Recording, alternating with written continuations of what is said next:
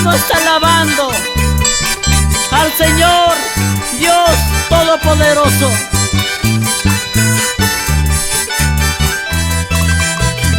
Desde Villapata, Guayanay, Jacobamba, Huancavelica, para todo el pueblo cristiano, el conjunto, los mensajeros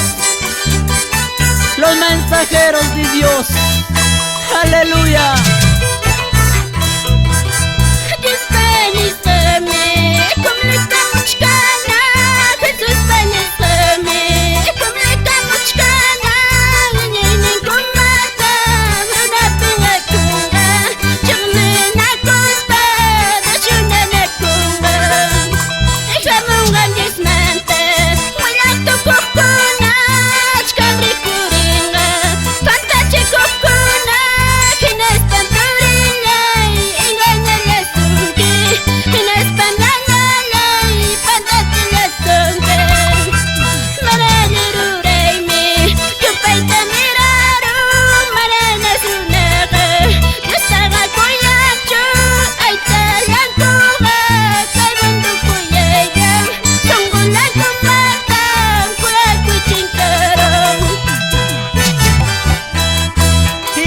Falsos profetas se levantarán y engañarán a muchos,